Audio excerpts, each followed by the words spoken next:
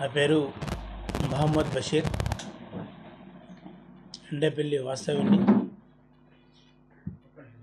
నేను కాంగ్రెస్ పార్టీలో 1993 నుండి క్రియాశీల సభ్యత్వం యూత్ కాంగ్రెస్ కానీ, తర్వాత డిసిసి జిల్లా కాంగ్రెస్ కమిటీ కానీ, మా శ్రీధర్ బాబు డిసిసి అధ్యక్షుడిగా ఉన్నప్పుడు నేను జిల్లా జనరల్ సెక్రటరీగా ఉమ్మడి కరీంనగర్ జిల్లాకు చేసిన, మైనార్టీ స్టేట్ సెక్రటరీగా చేసిన, తర్వాత పిసిసి సభ్యునిగా చేసి పిసిసి కోఆప్షన్ సభ్యునిగా చేసిన. 2006 నుంచి వెళ్ళి 11 వరకు ఇదే ఉమ్మడి వెలుగటూరు మండలానికి మండల్ ప్రజా పరిషత్ ప్రెసిడెంట్గా ఎంపీపీగా చేసిన. మళ్ళీ మొన్న రీసెంట్గా కూడా మా కాంగ్రెస్ పార్టీ 6 కైవసం చేసుకున్నాం ఎంపీటీసీలో, 7 టీఆర్ఎస్, ఒక ఇండిపెండెంట్. మరి త్రుటిలో తప్పినటువంటి మళ్ళీ ఎంపీపీ మళ్ళీ భారీ మెజార్టీతో మా ఎండపల్లి ప్రజలకు ధన్యవాదాలు తెలియజేసుకుంటున్నాను. మళ్ళీ గెలిపించినారు. అప్పుడు టీఆర్ఎస్ పార్టీ 10 సంవత్సరాలు చేసినప్పుడు నా మీద కొన్ని లిక్కర్ కేసులు కానీ, ట్రేస్ పాస్ కేసులు కానీ వాళ్ళు నన్ను ఎంతో అనగదొక్కారు. ఒక బీసీ బిడ్డనైనందుకు, ఒక బీసీ కులంలో పుట్టినందుకు, ఒక మైనార్టీ కులంలో ఒక బీసీ మా బీసీ కులం బ్యాక్వర్డ్ క్లాసెస్కి సంబంధించింది కాబట్టి నన్ను కావాలని దురుద్దేశంతో అప్పుడు అణచబడ్డా. మరి ఇప్పుడు కూడా ఎందుకో నాకు నేను 1914లో పతంగి రామచంద్రరావు అంటే ఆయన పట్టదారు దగ్గర నుంచి వెళ్ళి మేము తీసుకోవడం జరిగింది. ఇక 1980 డాక్యుమెంట్ అనేది, 1980 డాక్యుమెంట్ ఇది. పతంగి రామచంద్రరావుకు 2 ఎకరాల 10 గుంటలు. ఇప్పుడు ఈ యొక్క సెట్టు మీకు ఇస్తాను. మరి 1980లో కరీంనగర్లో ఏముండే? ఆయన 1980 నుంచి వెళ్ళి పొజిషన్ కాలంలో ఉన్నాడు. ఆయన ఆ పొజిషన్ కాలంలో చూసి ఈ డాక్యుమెంట్ ఒక లీగల్ ఒపీనియన్ తీసుకొని తర్వాత నేను 2014లో రిజిస్ట్రేషన్ చేసుకోవడం జరిగింది. మరి ఆయన పేరు మీద ఇగో పానీల ఆయన పేరు మీద ఉన్నది. తర్వాత ఇప్పుడు ఎంఆర్ఓ ఇచ్చిన 1999లో మొటేషన్ కాపీ ఉన్నది. ఇది ఎస్ఆర్ఎస్ ఎస్పీఓలు కట్టరాంపూర్ ల్యాండ్, ఇది ఎస్ఆర్ఎస్పీఓలు ఎన్ఓసి ఇచ్చింది ఉన్నది. తర్వాత వాళ్ళు సర్వే చేసిన పంచనామా రిపోర్ట్ ఉన్నది. తర్వాత వాళ్ళు చేసినటువంటి ఈ రోడ్డు మెయిన్ రోడ్డు, ఈ మెయిన్ రోడ్ పక్క పొంటి ల్యాండ్ ఉంటుంది కాబట్టి ఇలా దానికి 40 నుంచి 50 లక్షల గుంట పోతుంది. మళ్ళీ అమ్మినోడే బోరుగుపల్లి వెంకటేశ్వరరావు అని, సునీల్ రావు అని ఒక టీఆర్ఎస్ కార్యకర్తలు, మా బాబాయ్ చంద్రశేఖరరావు, మా అన్న కేటీఆర్ అని చెప్పి వాళ్ళొక్క పిటిషన్ ఇస్తే ఎలాంటి విచారణ లేకుండా, ఎలాంటి దర్యాప్తు చేయకుండా అకస్మాత్తుగా హైదరాబాద్ నుంచి తీసుకొచ్చి రిమాండ్ చేసినటువంటి చరిత్ర ఈ కరీంనగర్ పోలీసుల ఘనత. మరి ఇంత క్లియర్ డాక్యుమెంట్ మళ్ళీ తర్వాత మళ్ళీ పంచనామా మళ్ళీ మేము చేసుకున్నాం. ఇది ఇప్పుడు దీన్ని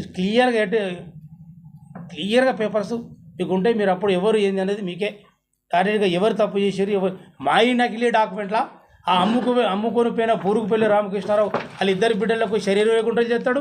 ఆ మెయిన్ రోడ్ నుంచి 40 ఫీట్లతో 800 ఫీట్లు తీస్తాడు. అంటే రోడ్లు లెక్క పెడతాడే. రోడ్లు మరి ఎవరు వచ్చేయాలి? దేవుడు వచ్చిస్తాడు. ఆ రోడ్లు ఎవడన్నా 4 ఎకరాలు కొనుక్కుంటే రోడ్లు తీసిన తర్వాత అమ్ముతాడు నేను.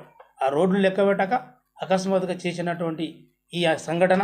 ఇగో నా రిజిస్ట్రేషన్ డాక్యుమెంటు ఈసీ అంటే ఇలా ఫేక్ డాక్యుమెంట్, అంటే నకిలీ డాక్యుమెంట్. దీనికి ఏంటంటే ఇలా ఏ ఇయర్ 2014లో చేసుకున్నా, 14లో చేసుకుంటే డాక్యుమెంట్ నెంబర్ వచ్చేసి 7265-14. దీని డాక్యుమెంట్ కొడితే సెర్చ్లో ఇది వెళ్తుంది. ఇగో మనం అప్లై చేసిన ఈసీ మీ సేవల, ఇగో ఇది ఈసీ కాపీ, ఇగో నా డాక్యుమెంట్. మరి ఇది ఫేక్ డాక్యుమెంట్ ఎట్లా అవుతుంది? ఆ కరీంనగర్ 21 ఎస్హెచ్ఓ గారు చెప్పాలి, లేకపోతే కరీంనగర్ పోలీసులు దీనికి జవాబు చెప్పాలి. నేను త్వరలో సీఎం గారిని ఖచ్చితంగా కలుస్తా. దీని మీద నేను రిప్రజెంటేషన్ చేస్తా. నేను ఒక ఫైట్ చేస్తా. సార్, నేను ఒక బీసీ బిడ్డనేందుకు నన్ను అనగదొక్కుతురు అని చెప్పడం జరుగుతుంది. ఇదొక సబ్జెక్ట్. వల్ల కేసు అయింది కదా అని చెప్పి వాపుని చూసి బల్బ్ అనుకుంటున్నావు చంద్రారెడ్డి. మరి నువ్వు రెడ్డి ఫీలింగ్లా పుట్టి కొంతమంది రెడ్డిలే ఇలా, పాపం అందరు రెడ్డిలు చాలా మంచి ఉన్నారు. ఒకసారి అమ్మిండ్రంటే, ఒకసారి ఊంచిండ్రంటే దాన్ని నాకరు. కానీ చంద్రారెడ్డి నీచమైన చరిత్ర ఏంటంటే ఉంచింది నాకుతాడు, దేనికైనా దిగజారడానికి సిద్ధంగా ఉంటాడు. అమ్మిన తర్వాత నీ షేర్ అమ్ముకున్న తర్వాత నీకు ఎలాంటి రైట్ లేకున్నా కూడా నువ్వు ఇలా నా సైట్లోకి వచ్చి నువ్వు చెట్లు సాపు ఎందుకు చేయడం జరుగుతుంది? దీనికి ప్రశ్నిస్తాను. అంటే నేను ఒక బీసీ బిడ్డనే పెడుతున్నా, దాన్ని అనగదొక్కేస్తావా? అంటే నీకు రెడ్డిలు కొంతమంది ఏమైనా సపోర్ట్ ఉన్నారా? కొంతమంది రెడ్డిని సపోర్ట్ చేసుకొని నువ్వు ఇలా చెట్లు సాపు చేసినావు. ఖబర్దార్ మిస్టర్ చంద్రారెడ్డి, ఎల్ఈడి రాజారాం రెడ్డి, ఆ లడ్డు పటేల్ అంటారా, ఏమంటారు, రెడ్డేనా, లడ్డు పటేల్. దీని నిజాలు నేను ఇక్కడనే వాస్తవుని కాబట్టి ఒక 4 రోజులు దాగుతుంది కావచ్చు, కానీ 4 రోజుల తర్వాత ఆటోమేటిక్గా బయటికి వచ్చేస్తుంది. దీని పరిణామాలు మాత్రం తీవ్రంగా ఉంటాయి. నువ్వు మంది భూములు కబ్జాలు చేస్తే ఎవరు ఊపుకుంటలేరు. నీ బాధితులు కూడా ఇంకా ఇక్కడ ఉన్నారు. చంద్రారెడ్డి జర ఒళ్ళు దగ్గర పెట్టుకొని పని చేసుకో. ఎస్సీలతోటి బీసీలతోటి పెట్టుకుంటున్నావు. నువ్వు బీసీల జోలికి రాకు. ఇప్పుడే బీసీలంతా ఐక్యతగా మరి ముందుకు కదులుతున్న తరుణం లోపల నువ్వు బీసీలకే అడ్డం వస్తావని చెప్పి నువ్వేదో చేయాలనుకుని పోతున్నావు, కానీ నువ్వే బొక్కబోర్లో పడతావు. ఇదే లాస్ట్ వార్నింగ్. మళ్ళీ ఇంకొకసారి భూమిలకు కానీ జాగాలకు కానీ రావద్దు.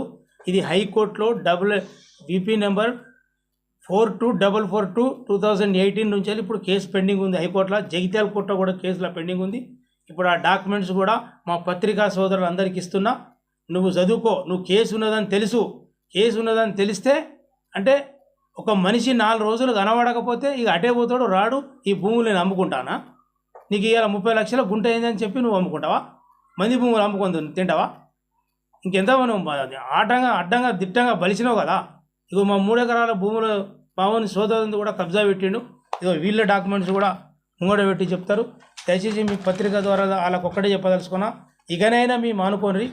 ఆ పటేల్ రెడ్డిలకు మచ్చ చేయకుని ప్రశాంతంగా మీరు ముగ్గురే చీడ పురుగులు ఈడ, ఇంకా మిగతా వాళ్ళు ఎవరు లేరు. మీ వెనుక ఎవరైనా ఉంటే త్వరలో వాళ్ళు బయటకు వస్తారని చెప్పి మీ ద్వారా నేను తెలియజేసుకుంటాను. మా తాతగారి పేరు నాగయ్య, మా నాన్నగారి పేరు రాజలింగయ్య. మేము పాములపర్తి, నా పేరు పాములపర్తి దయాసాగర్. మేము ఇది అన్యాయంగా 247 సర్వే నెంబర్ల 3 ఎకరాల 6 గుంటలు రెవెన్యూ విలేజ్ ఎండపల్లి మాకు అన్యాయంగా చంద్రారెడ్డిల నాన్నగారు ఇది ఆక్రమించి మాకు అన్యాయం చేశారు. 400 రూపాయలకు మా నాన్నగారు కుదబెట్టారు. అప్పుడు మేము ఒకసారి మా భూమి మాకు కావాలని మేము పెసలు అలికిన నాగలిగడ్డ దున్నినాం. ఆ ఊరోళ్ళందరూ వచ్చి మమ్మల్ని బెదిరించారు, పోలీస్ కేసు పెట్టారు. మమ్మల్ని కొడదామని అందరు వచ్చారు ఊరు వారు. కానీ మా భూమి మాకు ఇప్పుడు ప్రజాప్రభుత్వంలో మా భూమి మాకు వస్తుందని మేము ఆశిస్తున్నాం.